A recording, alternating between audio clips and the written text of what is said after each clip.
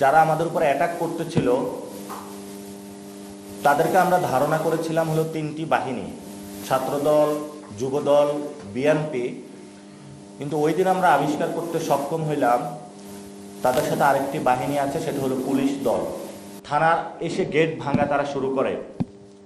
তখন আমি একটা স্ট্যাটাস দিয়েছিলাম যে প্লিজ সেভ আস, এবং আমি কালেমা পড়ে মৃত্যুর প্রস্তুতি নিয়ে হলো আমি ওইখানে পুলিশ যারা ছিল তারা পিছনে পালানো শুরু করে। একসাথে পুলিশ আমাদের উপরে হামলা করেছে। 8 ঘন্টা বিদ্যুৎ বন্ধ রেখে রাতের বেলা আবার পুলিশ তাদেরকে ডেকে নিয়ে এসে আমাদেরকে খুন করতে চেয়েছিল। ঝিনাইদহতে মসজিদ থেকে বের হওয়ার পরেই আমার উপরে হলো ডিম ছুঁড়ে মারা হয়, এবং আমি সেটা ব্যাখ্যা করেছিলাম এরপরেই। এবং আমার ডিমটা যখন মারা হয় আমার চোখে এসে লাগে, তা আমি চোখে অন্ধকার দেখতেছিলাম। পাশে থেকে একজন জানালো যে ডিম ছুঁড়ে মারা হয়েছে। একটু পরে আমার মাথায় একজন হলো ঘুষি দেয়। এরপরে হলো তারা ইট পাটকেল নিক্ষেপ করা শুরু করে। তারপরে হলো আমাদের যারা সহযোদ্ধা আছে তাদেরকে হকি স্টিক, দেশীয় অস্ত্র নিয়ে তারা রক্ষী বাহিনীর মতন হলো তারা ঝাঁপিয়ে পড়ে। এবং আশ্চর্যজনক বিষয় হলো যারা আমাদের উপর অ্যাটাক করতেছিল তাদেরকে আমরা ধারণা করেছিলাম হলো তিনটি বাহিনী, ছাত্রদল, যুবদল, বিএনপি। কিন্তু ওই দিন আমরা আবিষ্কার করতে সক্ষম হইলাম তাদের সাথে আরেকটি বাহিনী আছে, সেটা হলো পুলিশ দল।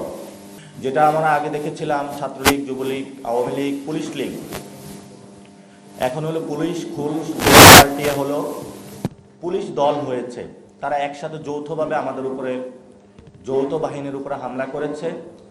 সেখান থেকে আমরা বাঁচার জন্য একটু সামনে গিয়ে জনতা তাদেরকে প্রতিরোধ করে, এবং সেখানে তাদের যে অস্ত্রশস্ত্র তারা নিয়ে এসেছিল সেই জায়গা থেকে আমরা একটা স্টিকও উদ্ধার করতে সক্ষম হই।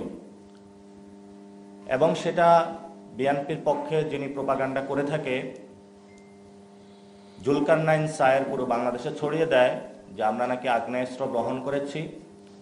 তো আমরা সরকারকে চ্যালেঞ্জ করছি, যারা এই ধরনের প্রোপাগান্ডা চালিয়েছে, ভিডিও ফুটেজ রয়েছে, কোনো ধরনের এই ধরনের যদি আগ্নেয়াস্ত্র, কোনো ধরনের যদি অস্ত্র আমরা বহন করে থাকতাম, আমরা সরকারকে চ্যালেঞ্জ করছি, তাহলে আমি স্বেচ্ছা কারাবরণ করবো ইনশাআল্লাহ।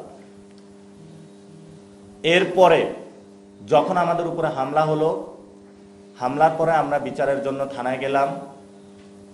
থানায় যাওয়ার পরে তারা মামলা না নিয়ে বিদ্যুতের লাইন তারা অফ করে দিল।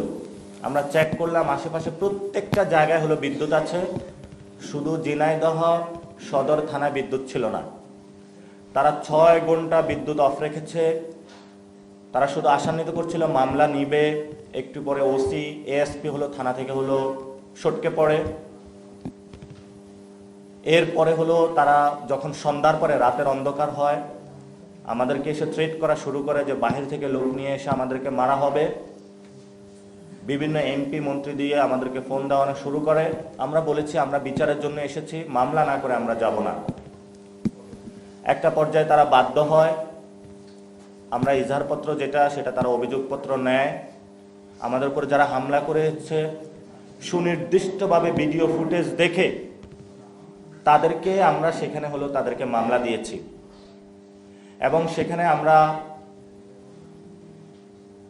ঝিনাইদহ যিনি জেলা প্রশাসক রয়েছেন আব্দুল মজিদের নামটাও ছিল।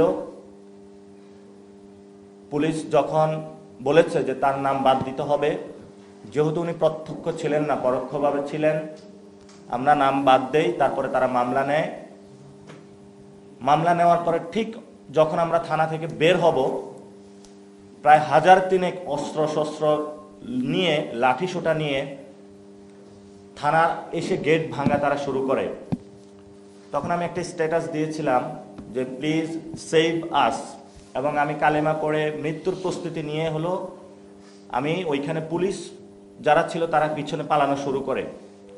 জানের জায়গাটা ছেড়ে দিয়ে আমি ওইখানে বসে থাকি যে ঠিক আছে আজকে আমার জান চলে যাবে। পরবর্তীতে তারা যখন এসে দেখলো যে আব্দুল মজিদের নামটা বাদ দেওয়া হয়েছে এবং পুলিশ তাদেরকে বলো তোমরাও একটা মামলা দাও, এই মামলায় কিছু হবে না, তোমাদের মামলাটা অ্যাক্টিভ করা হবে। তখন পুলিশ তাদের সাথে একটা নেগোসিয়েশন করে। তা আমাদের যেটা দেখে মনে হয়েছে, একসাথে পুলিশ আমাদের উপরে হামলা করেছে, 8 ঘন্টা বিদ্যুৎ বন্ধ রেখে রাতের বেলা আবার পুলিশ তাদেরকে ডেকে নিয়ে এসে আমাদেরকে খুন করতে চেয়েছিল।